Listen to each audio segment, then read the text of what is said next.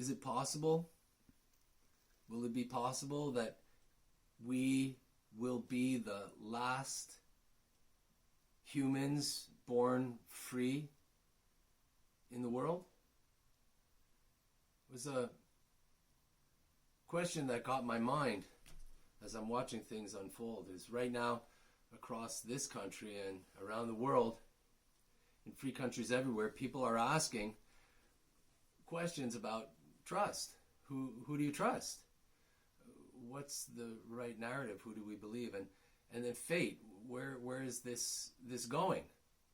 And we're actually trusting with our fate. It's understandable in the face of circumstances that the trust, the public trust, has been severely wounded, perhaps even critically so.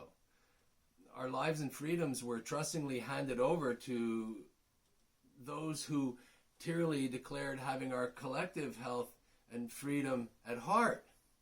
And yet those same custodians of trust, the public trust, become stone-faced when asked to address the very real personal and individual tragedies that are being caused by the heavy-handed policies that are implemented and stripping away individual rights, individual health and freedom, all in the name of the collective good. Is it what? It's kind of an attempt at redefining what freedom is in our society, and be careful where we go when we go that way, because right now we did not agree to give up our individual rights, our self-determination, freedom of speech, freedom of assembly, freedom of religious choices, freedom of health choices. We never, ever gave up all of those individual rights as second to the collective rights. But as you can see, that's exactly what's happening. The individual rights and freedoms that we have stand at the top of the pyramid. Our individual rights and freedoms are given to us at birth. If we had to, let's just say we have a little book of what is our individual rights and freedoms. The ones that I just mentioned, the ones we all know well, the ones that make us free. And these would be the needs of society. There's a reason why our needs, individual rights and freedoms, are above those determined by the needs of society, because our rights and freedoms do not weigh heavily on society.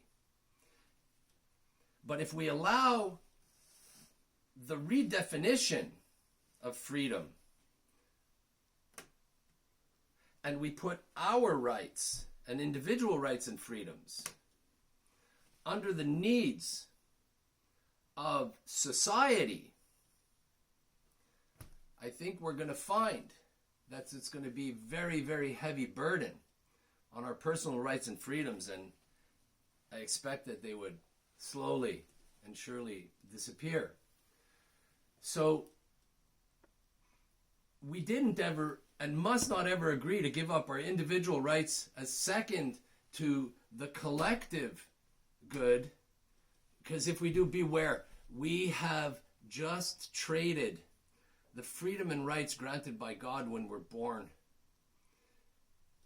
to bow down to the collective rights and conditional freedoms that will be dictated and granted to us by the state if we comply.